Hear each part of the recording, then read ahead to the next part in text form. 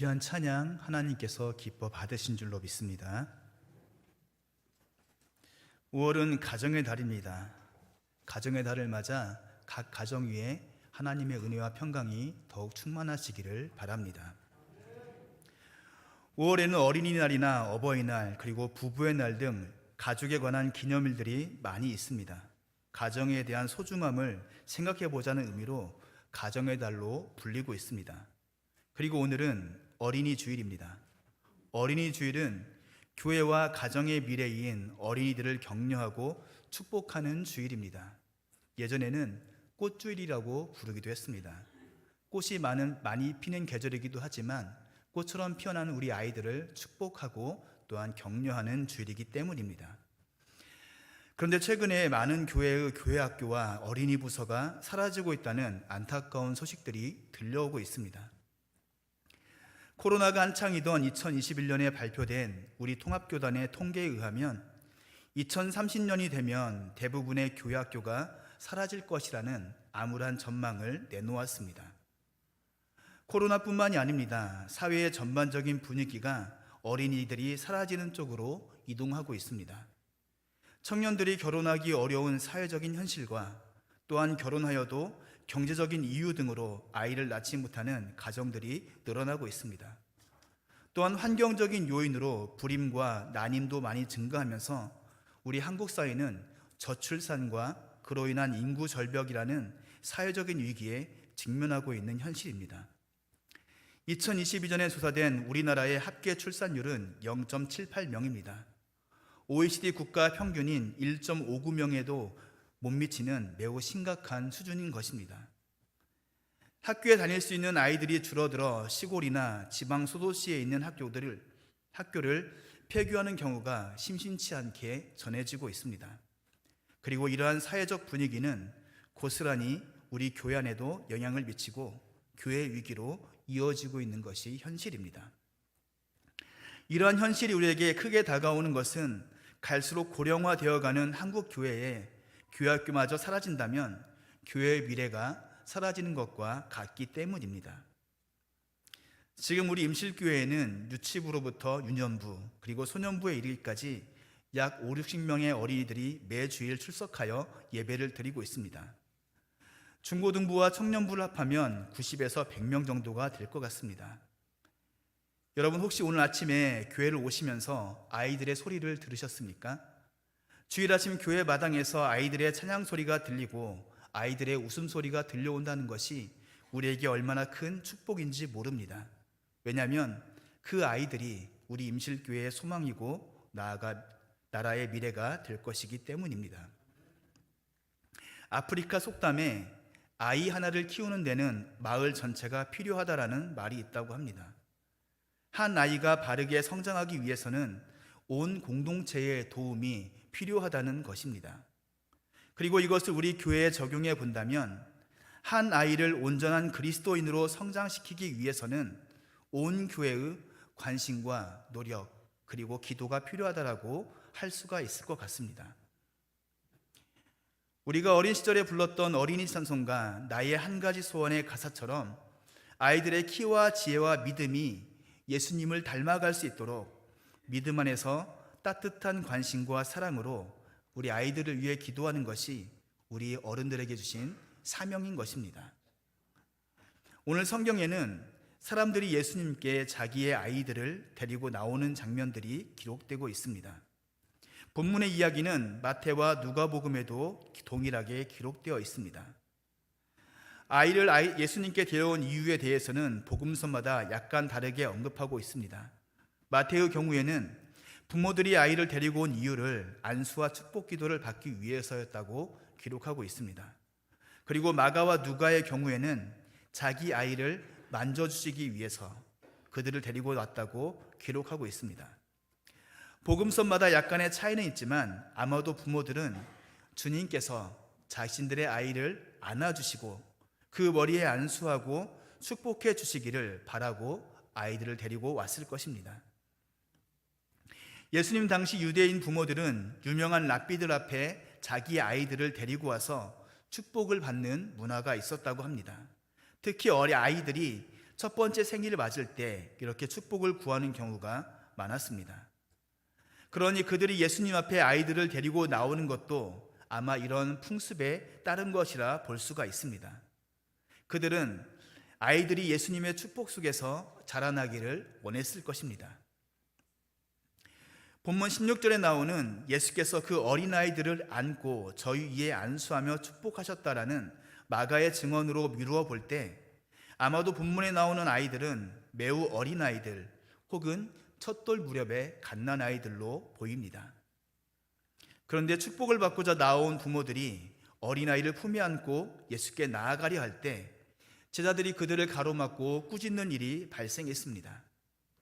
예수님의 제자들에게는 아이들과 부모들로 인해 혹시라도 우리 주님의 사역이 방해를 받지는 않을까 하는 염려가 있었던 걸로 보입니다. 그들의 행동은 나름 예수님을 위해서 한 것이었습니다. 그런데 이에 대한 예수님의 반응은 제자들이 생각했던 것과는 사뭇 달랐습니다. 심지어 놀라울 정도였습니다. 본문 14절 말씀에 예수께서 보시고 노하시어 이르시되, 예수님께서 아이들을 가로막는 제자들을 보시고 그냥 화를 내신 것이 아니었습니다.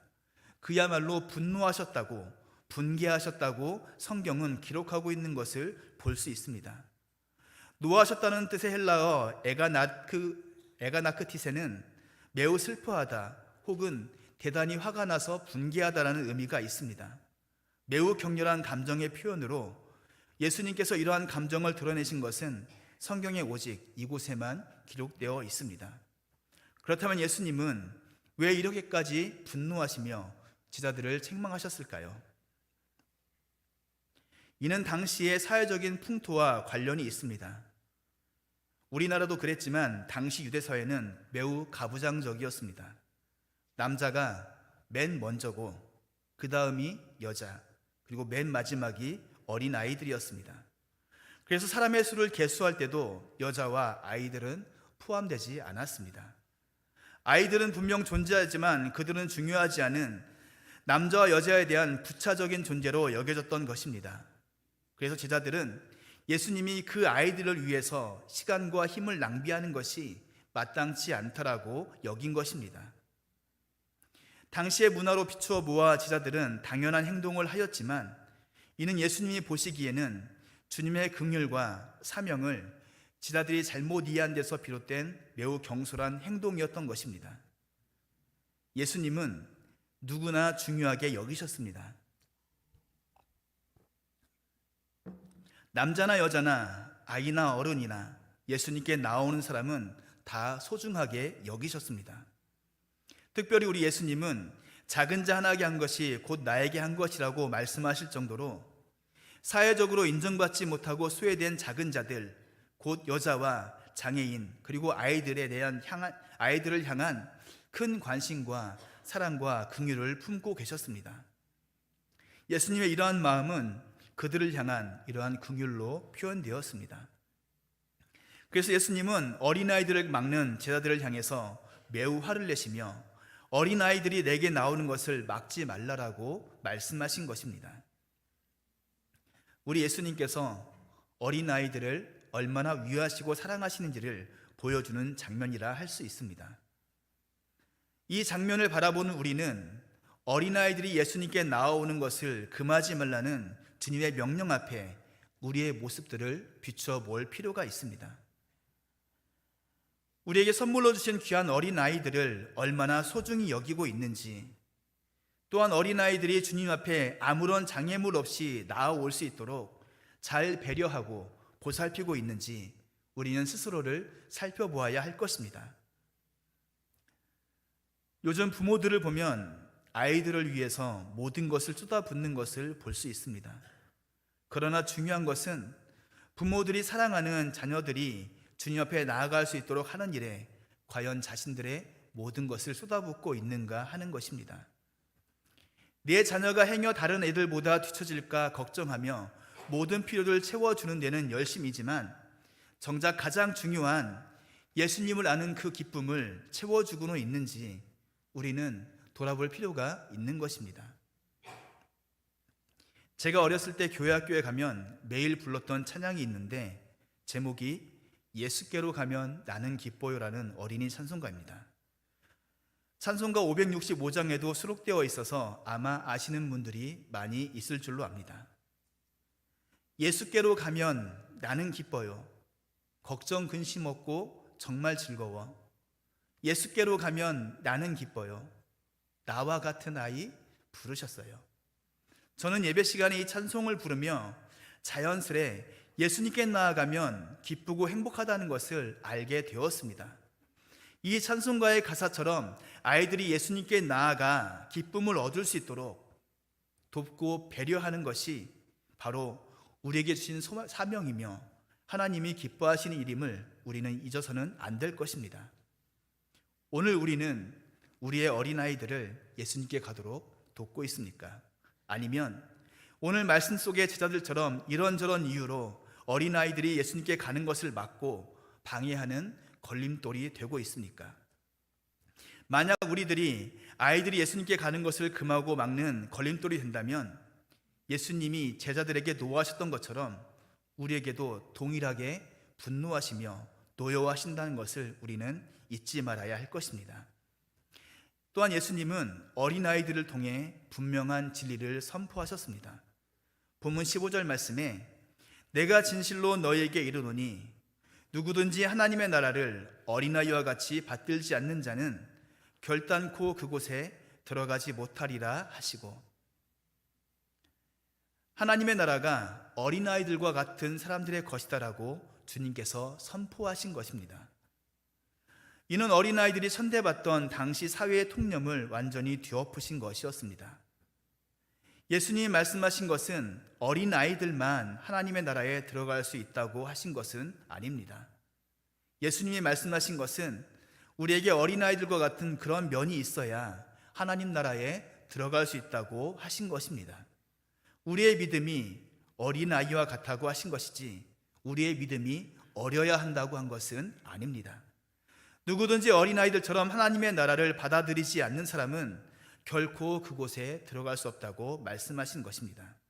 그러면 예수님이 말씀하신 아이들의 모습은 어떤 모습일까요? 첫 번째 모습은 겸손입니다. 아이들은 겸손합니다. 어린이들은 자신들이 어른들을 의지해야 한다는 것을 잘 알고 있습니다. 마찬가지로 우리도 하나님께 의존해야 한다는 사실을 주님 앞에서 깨닫고 겸손해야 합니다. 두 번째 특징은 순수함입니다. 어린이들은 순수합니다. 어린이들은 복음의 진리를 듣고 그대로 믿습니다. 하나님이 너를 사랑하신다는 그 말을 들을 때 아이들은 그대로 듣고 믿습니다. 우리도 하나님을 믿는 데에는 이처럼 아이들처럼 순수한 마음이 필요한 것입니다. 세 번째로 아이들은 의존적입니다. 아이들은 문제가 있을 때 쉽게 도움을 청합니다. 어린이들은 필요한 것이 있을 때 부모에게 쉽게 요청합니다.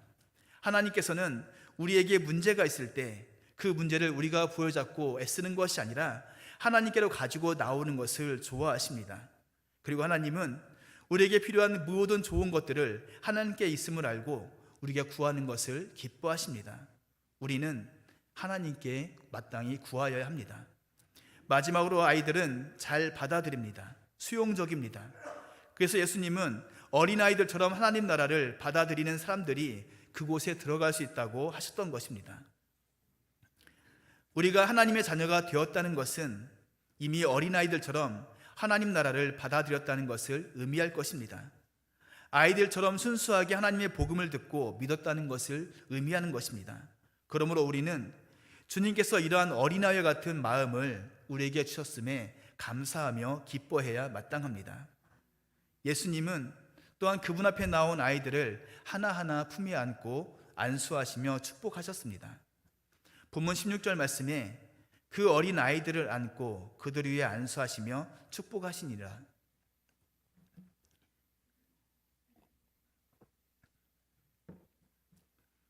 주님의 말씀으로 이제 어린아이들과 그들의 부모들이 예수님께 나아가지 못하도록 제지하는 모든 방해물들이 사라지게 되었습니다.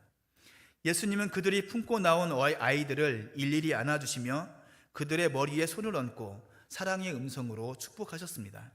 아이들은 예수님의 품에 안겨 주님이 내리시는 축복을 한껏 받았을 것입니다. 아이들은 예수님처럼 키와 지혜와 믿음이 자라는 귀한 은혜를 누리게 되었을 것입니다.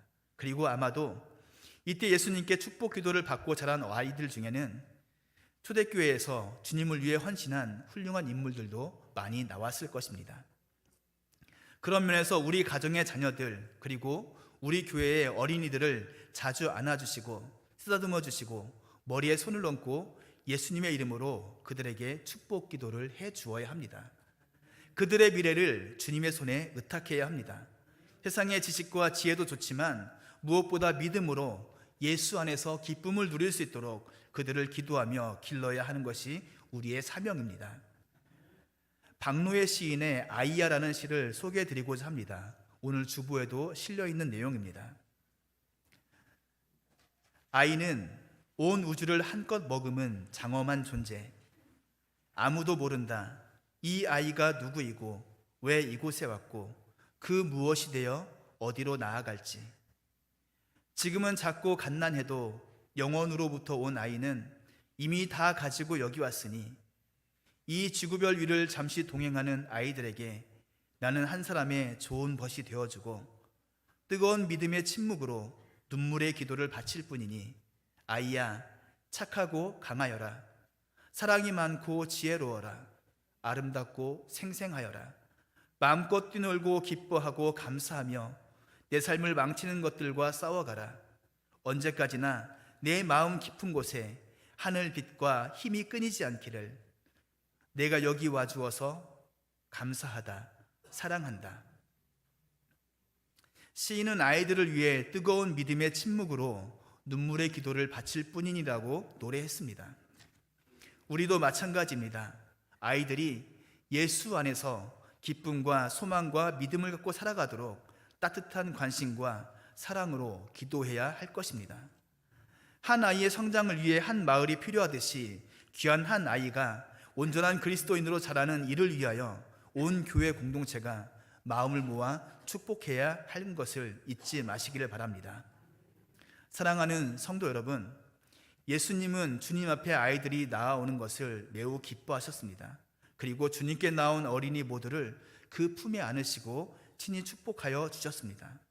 그러므로 우리에게 주신 사명은 우리도 주님처럼 아이들이 주님의 축복을 받고 자라도록 예수님께 인도하는 것임을 잊지 말아야 할 것입니다. 또한 예수님은 제자들의 행동에 분노하시며 아이들이 그분께 나아가는 것을 막지 말라고 하셨습니다. 그러므로 우리는 혹여 우리의 욕심이나 편견으로 인해 아이들이 주님께 나아가는 것을 막고 있지는 않은지 우리의 모습을 돌이켜 봐야 될 것입니다. 마지막으로 예수님은 아이들을 통해 하나님 나라의 비밀을 드러내셨습니다. 주님은 우리의 믿음이 어린아이와 같지 아니하면 결단코 하나님 나라에 들어갈 수 없다고 말씀하셨습니다. 어린아이들처럼 겸손하고 순수하며 하나님을 전적으로 의지하는 믿음이 아니면 결코 하나님 나라에 들어갈 수 없다는 것을 우리는 반드시 기억해야 할 것입니다. 바라기는 오늘 말씀을 기억하시며 교회의 미래가 될 우리 어린이들이 예수 안에서 참된 기쁨을 얻는 온전한 그리스도인으로 성장할 수 있도록 따스한 관심과 사랑으로 축복하며 기도하는 신앙 공동체의 사명을 잘 감당하는 여러분 될 수 있기를 바랍니다. 또한 어린아이들과 같이 겸손하고 순수한 믿음으로 오직 하나님만을 의지하며 나아감을 통해 이 땅 가운데서 복된 하나님 나라의 삶을 누리며 살아가는 성도들이 다 될 수 있기를 주의 이름으로 축원합니다. 기도하겠습니다.